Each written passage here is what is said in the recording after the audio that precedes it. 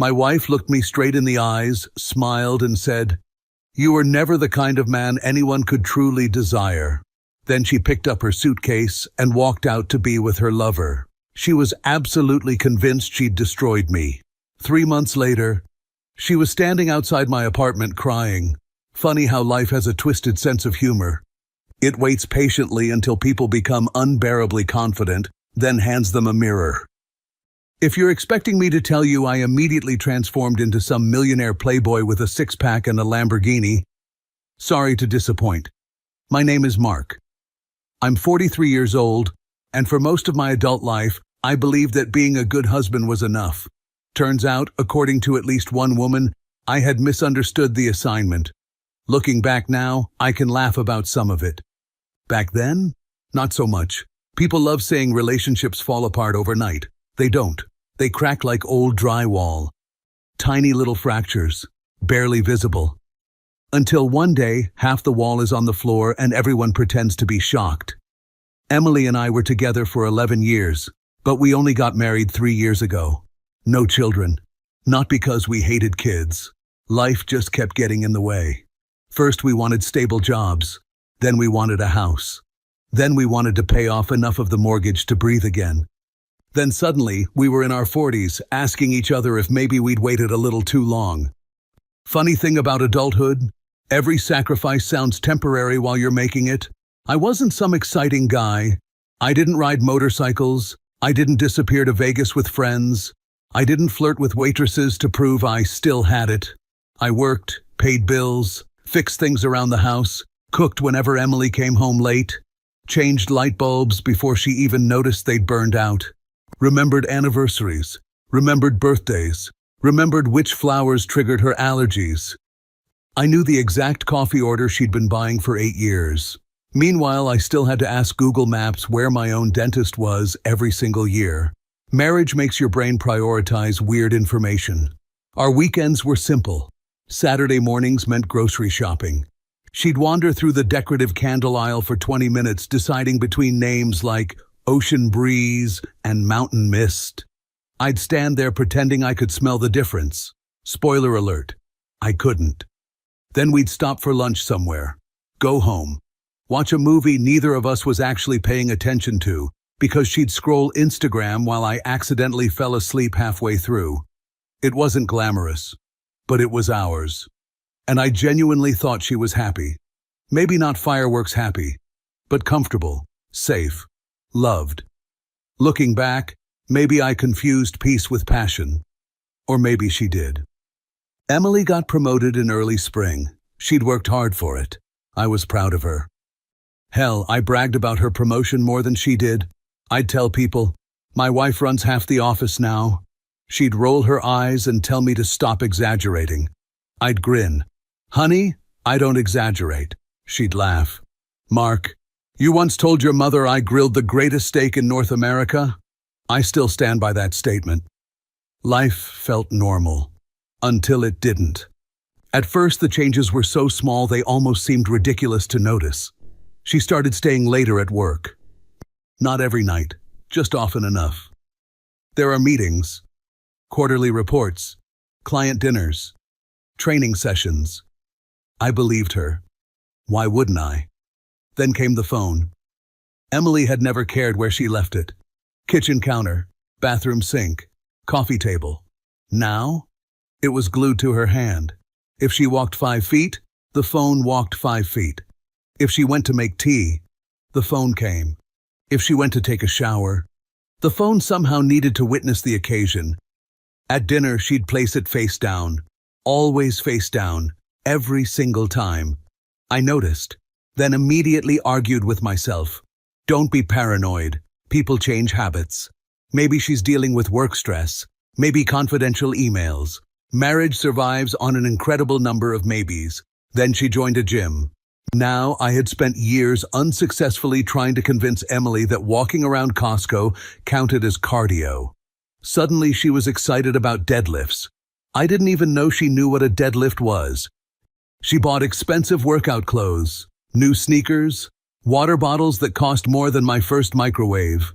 Apparently, hydration had entered the luxury market while I wasn't paying attention. She started waking up early, doing her makeup before work, trying different hairstyles, buying perfume she'd never worn before. One morning, as Emily was leaving for work, I leaned in to kiss her goodbye and caught a scent I didn't recognize. "You smell different," she smiled. "You noticed?" "Hard not to. You like it?" "I mean," I sniffed again. "You smell like someone who definitely isn't shopping in the clearance aisle anymore." She laughed. I loved making her laugh. At least I thought I still did.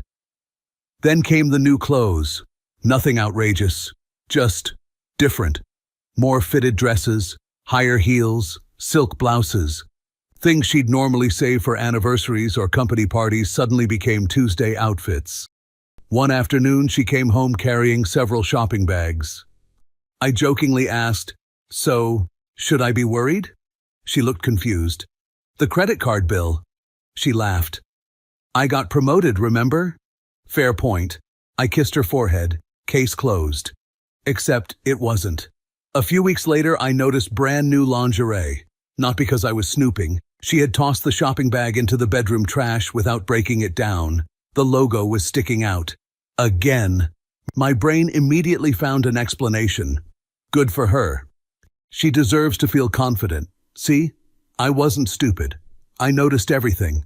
I just refused to connect the dots. Because once you connect them, you can't disconnect them again. I kept telling myself not to be one of those husbands. You know the type. The guy who sees his wife smile at her phone once and immediately starts pricing private investigators. That wasn't me. I trusted Emily. Or maybe I trusted the version of Emily I thought still existed. There's a difference. A big one. The strange thing about denial is that it feels responsible. You tell yourself you're being mature, that you're not jumping to conclusions, that you're respecting your partner's privacy. In reality, you're just standing in the middle of a burning house convincing yourself someone is probably making toast. Life went on. At least, it pretended to. I went to work, paid bills. Emily stayed busy. Later meetings, more client dinners, more workouts, more weekends where she was too exhausted to do much of anything, except somehow never too exhausted to answer work messages.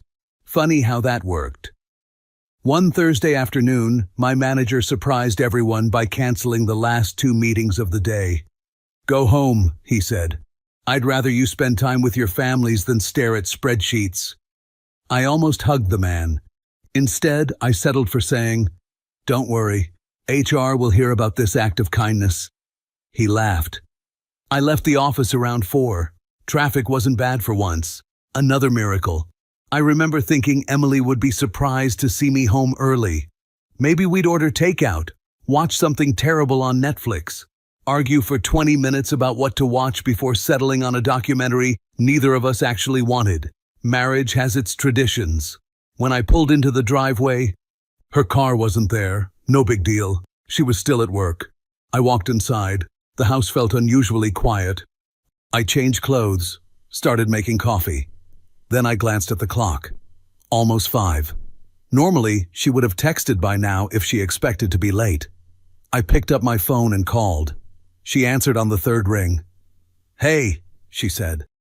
There was background noise, voices, dishes clinking. It sounded busy. "I'm heading home early," I said. "Thought maybe we'd have dinner together." "Oh." Just a tiny pause, barely half a second. "I can't tonight." "Still at work?" "Yeah." She sighed dramatically. "We're buried. I don't think I'll get out of here for another couple of hours." "Need me to bring you coffee?" She laughed. "No, I'll survive." "You sure?" "I'm sure." "All right. I'll see you later. Love you." "Love you too." She hung up. I stared at the screen for a second, then shrugged. Poor woman. Promotion probably came with twice the responsibility. I ordered a pizza, because every balanced dinner begins with convincing yourself pepperoni counts as protein. Around 7:30, I realized I'd forgotten to pick up the dry cleaning. The place closed at 8. I grabbed my keys and headed out.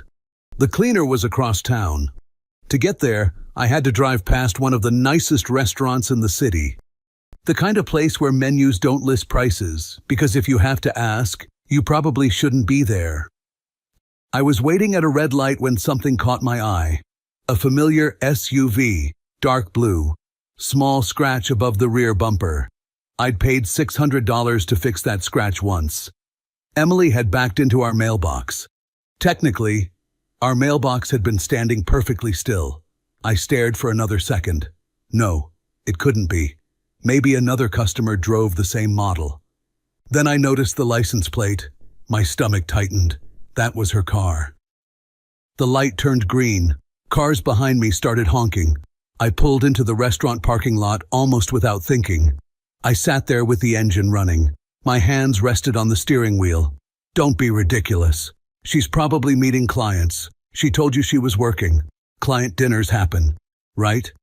I looked toward the entrance. Men in suits, women in business dresses, couples, valets. Perfectly normal. I almost drove away. I really did. Then one stupid little thought crossed my mind. If it's a work dinner, why lie about still being at the office? That question was enough. I turned off the engine, walked inside. The hostess smiled. Good evening. Good evening. Table for one? For a second I couldn't even remember why I'd come in. Actually, I'm looking for someone. She nodded politely. Of course. I barely heard anything after that. My eyes were already searching the room. Table after table, families, business meetings, birthday dinners, an older couple sharing dessert, a guy unsuccessfully trying to impress a date by mispronouncing French wine. Good luck with that, buddy. Then, I saw her. Emily. She wasn't checking emails. She wasn't discussing quarterly reports. She wasn't entertaining clients. She was laughing. Not the polite little laugh she used with coworkers, not the tired smile she'd been giving me for months. She was laughing with her whole face, her head tilted back, her eyes sparkled. She reached across the table and took a man's hand. He smiled, said something I couldn't hear. She squeezed his fingers, then he leaned forward. She met him halfway, and they kissed. Not a quick mistake, not an awkward accident, a slow, comfortable, like two people who had already done it dozens of times, maybe hundreds. Everything just stopped. The restaurant faded into background noise, the conversations, the music, the clinking glasses. It all sounded distant, like I was underwater. I stood there for maybe 5 seconds, maybe 30. I honestly don't know. Then I turned around, walked back to my car, started the engine, and drove home. Without saying a word, without making a scene, without letting either of them know. I just watched my marriage end. I got home a little after 8. The pizza box was still sitting on the kitchen counter. Cold, untouched. Funny how quickly your appetite disappears. I threw the box into the trash, not because I suddenly cared about wasting money. At that point, the pizza had become evidence. Evidence that somewhere around 6:30, I still believed I had a wife coming home. I made coffee instead.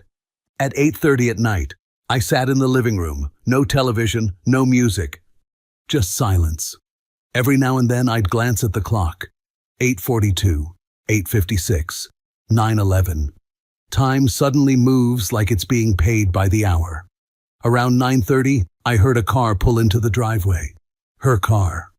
A few seconds later, the front door opened. Emily walked in carrying her purse. She looked relaxed.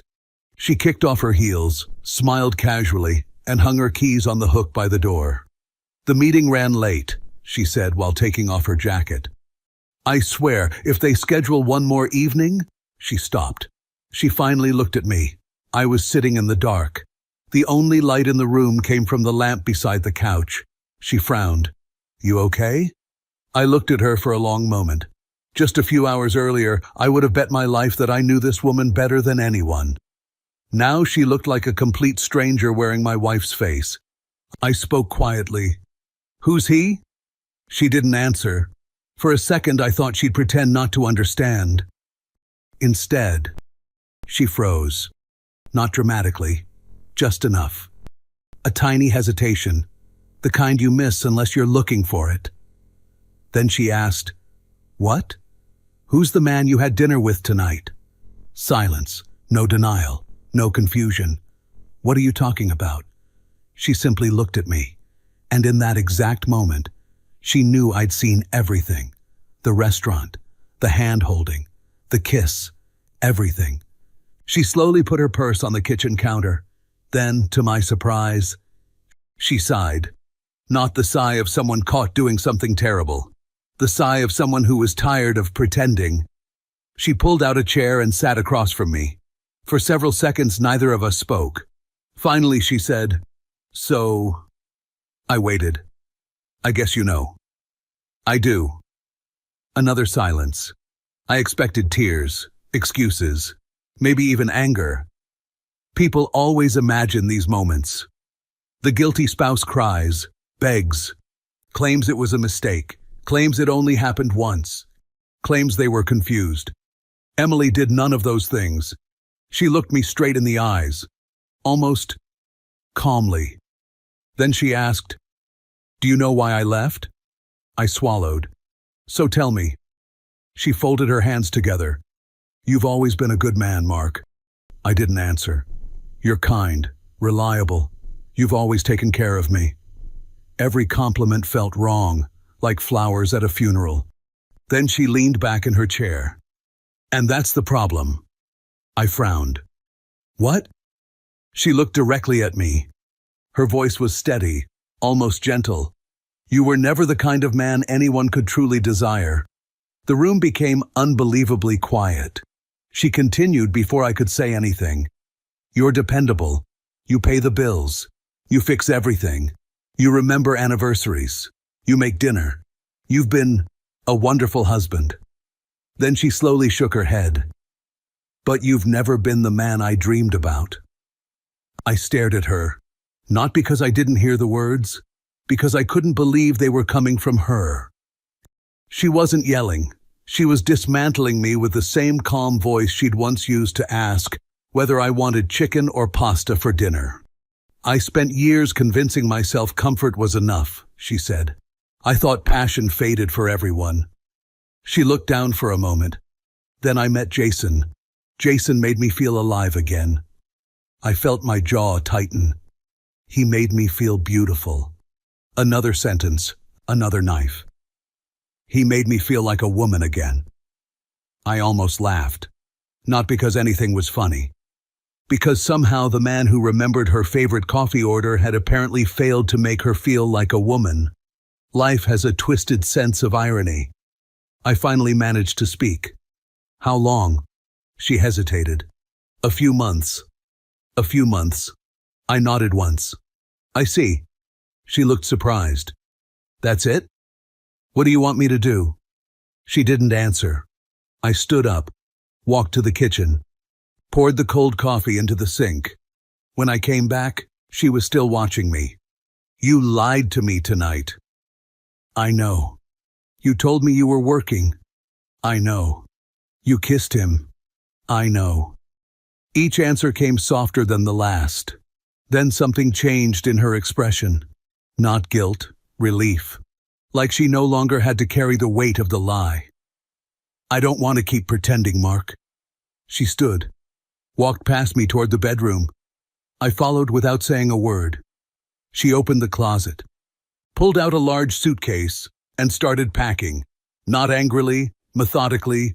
Shoes, dresses, cosmetics.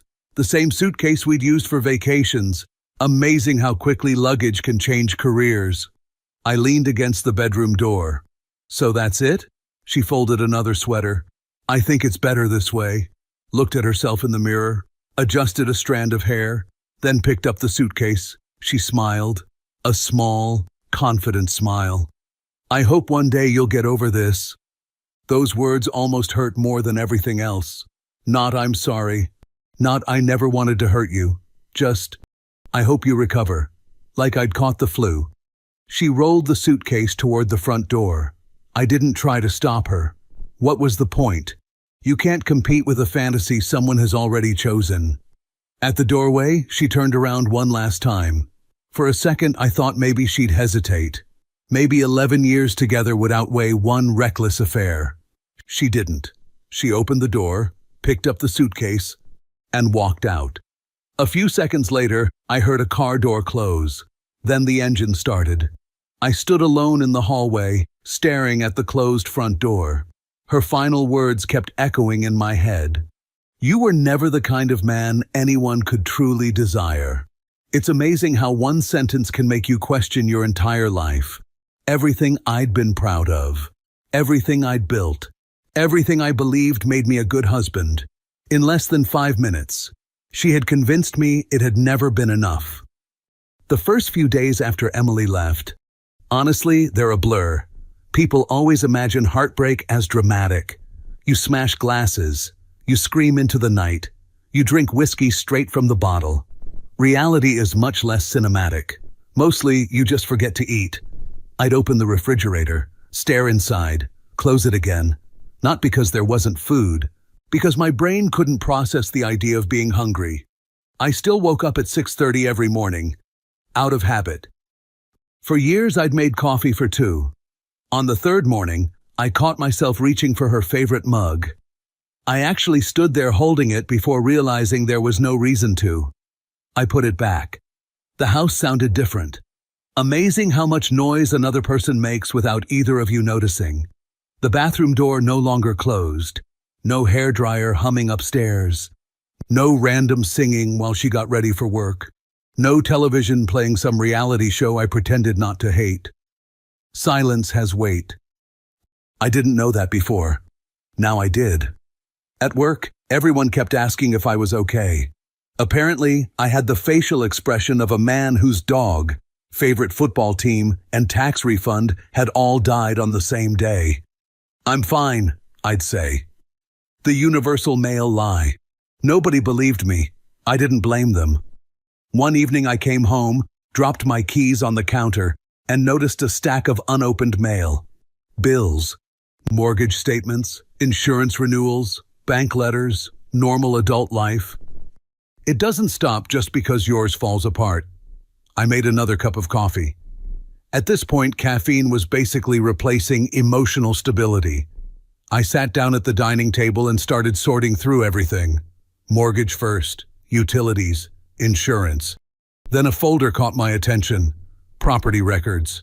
I hadn't looked through those documents in years, mostly because nothing about them had changed. Out of pure habit, I opened the folder. The deed, purchase agreement, loan documents, everything exactly where I'd left it. I stared at the purchase date, 3 years before Emily and I got married. I frowned. Then another thought crossed my mind.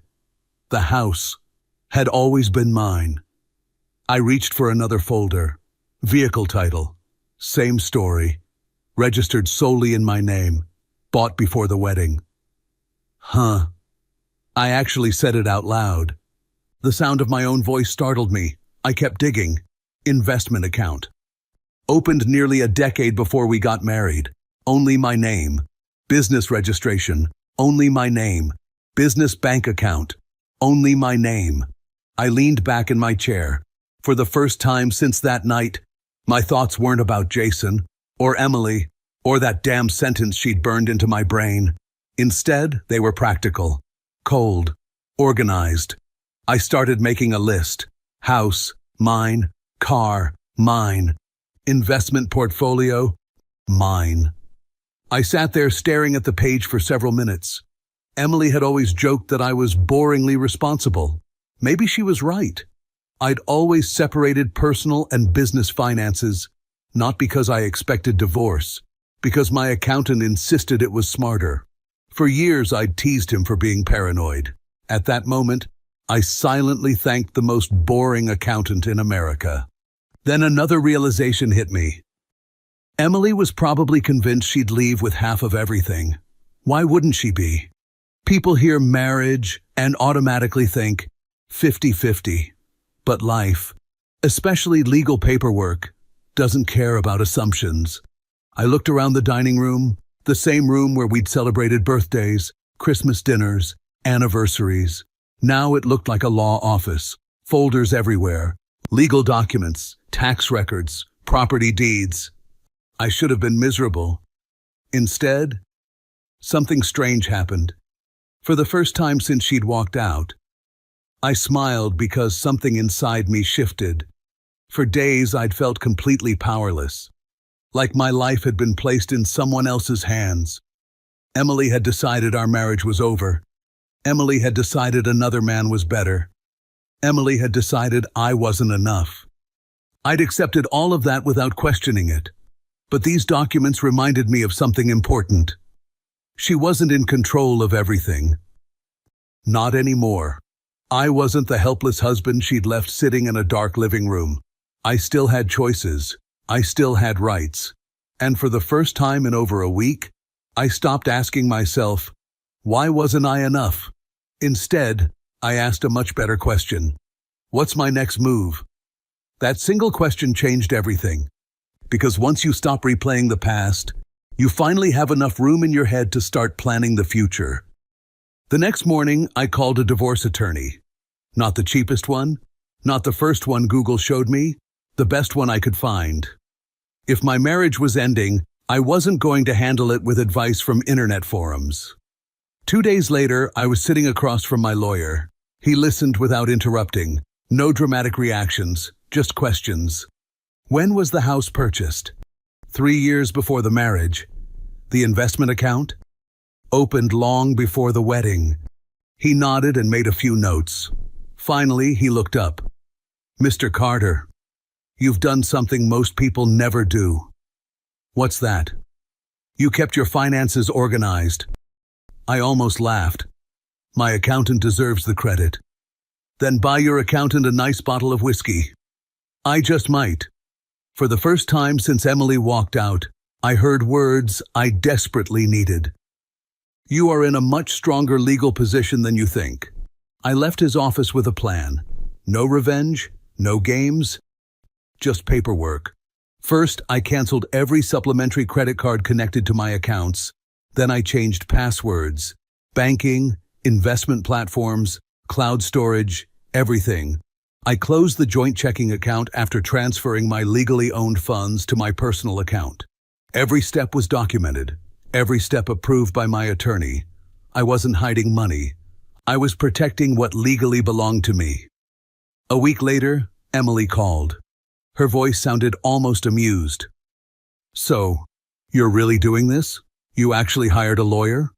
Yes, she laughed. You know we're splitting everything anyway, right? I stayed quiet. She continued. You don't have to make this difficult. Mark, she sighed. You're going to lose half whether you fight or not. We'll let the court decide. Fine. She hung up. She sounded completely confident, like she'd already spent money she didn't own. A few weeks later, she received the first official documents. That afternoon, my phone rang again. This time she didn't sound amused. There has to be a mistake. What mistake? My attorney says... She stopped. They're saying the house isn't marital property. It isn't. The investments? They're mine too. Silence. Long silence. Finally she whispered, That's impossible. It's documented. You planned this? I almost laughed. Emily, I bought this house before we got married. She had no answer. The confidence was gone. For the first time since she'd left, she realized something. She hadn't walked away from half my life. She'd walked away from almost all of it. The divorce kept moving forward, quietly, professionally, exactly the way I wanted. No screaming, no social media posts, no friends choosing sides, just signatures, court filings, deadlines. Funny enough, staying calm frustrated Emily more than any argument ever could. She wanted emotion. Instead, she got paperwork. The divorce moved forward. Emily had already moved in with Jason. At first, she looked happy, at least from what little I heard. Mutual friends couldn't resist sharing updates. You know, they seem great together. I didn't ask. A month later, the story started changing. Apparently, dating Jason had been very different from living with him. When they were sneaking around, he always paid for dinner, bought flowers, planned weekends away, played the charming guy. Now, reality showed up. Jason hated paying bills. If they ordered takeout, he'd suggest splitting it. If they traveled, he'd look for the cheapest hotel. If something in the apartment broke, he expected someone else to deal with it. Emily had once laughed because I fixed everything myself. Now she was dating a man who couldn't assemble a bookshelf without watching 3 YouTube tutorials. Then came the arguments. Jason didn't like where Emily spent her money. He complained about her shopping, questioned expensive makeup, rolled his eyes whenever she wanted to eat somewhere nice. The same woman who told me I lacked passion was now arguing with a man over who should pay for groceries. The irony wasn't lost on me. According to another mutual friend, Jason had changed too. He became jealous, asked where she was, who she was texting, who she had lunch with. The man who had no problem helping someone cheat suddenly had trust issues. Imagine my surprise. It was almost as if people willing to betray others aren't automatically trustworthy themselves. Who could have guessed? I never celebrated any of it. I didn't smile every time someone brought up another fight, because none of it gave me my marriage back. It only confirmed one thing. Emily hadn't traded a boring husband for a better man. She'd traded stability for excitement. And once the excitement disappeared, all that was left was reality. About 3 months after she left, I saw Emily again. It happened completely by accident. I was leaving a grocery store with 2 bags in my hands when I heard someone call my name. Mark. I turned around. For a second, I didn't recognize her. She looked tired. The expensive clothes were gone. No perfect makeup. Dark circles under her eyes. She took a hesitant step toward me. Can we talk? I looked at my watch. I have a few minutes. We walked to a nearby bench. For almost a minute, she said nothing. Then she quietly asked, "How have you been?" "I'm doing fine." She nodded. "I heard the divorce is almost finalized." "It is." Another silence. Finally, she looked down. "I made the biggest mistake of my life." Tears filled her eyes. "Jason isn't who I thought he was." She wiped her face. "He changed." "No," I said calmly. "You just finally got to know him." She closed her eyes. "Maybe." Then she looked at me. "I ruined everything. I miss home." I stayed silent. "I miss feeling safe." Silence. "I miss us." She started crying. "I thought I wanted excitement. I thought that's what love was. I was wrong." She took a deep breath. "I miss you, Mark." Then came the sentence I'd never expected to hear. "Maybe." She hesitated. "Maybe we could try again." I looked at her for several seconds. Then I smiled. Not because I was happy, because I finally understood something. The woman sitting in front of me wasn't coming back because she loved me. She was coming back because the fantasy had collapsed. Quietly, I asked, "Do you remember what you told me the night you left?" She froze. I continued. "You said I was never the kind of man anyone could truly desire." She lowered her eyes. "I know." I nodded. "You know what's funny?"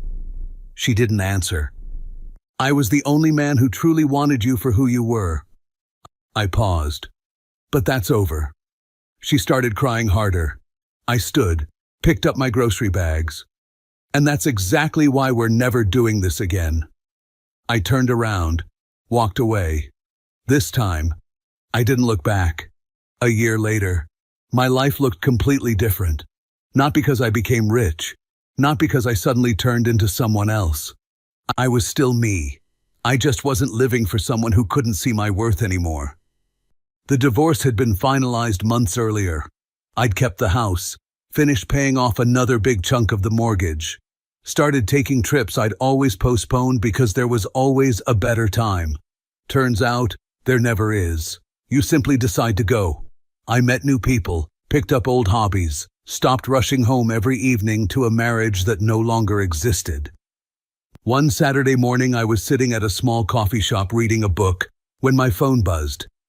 It was an old mutual friend. Did you hear about Emily? I hadn't. Jason left her. That was it.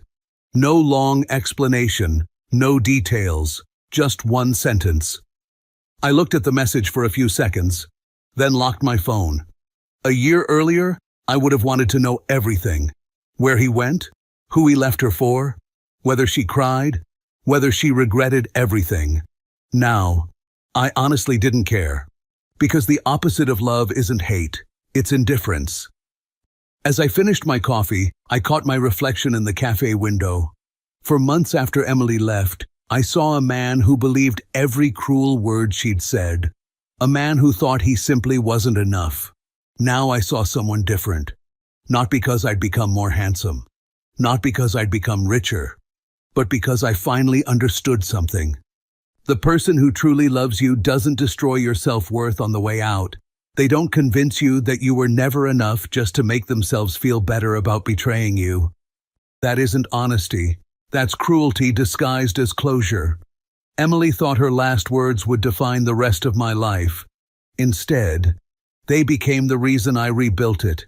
And that's the funny thing about betrayal. Sometimes the person who walks away thinking they've won ends up giving you the chance to become happier than you ever were with them. If you felt this story hit hard, drop a like, subscribe for more, and share your thoughts in the comments. Your support keeps Steelheart beating.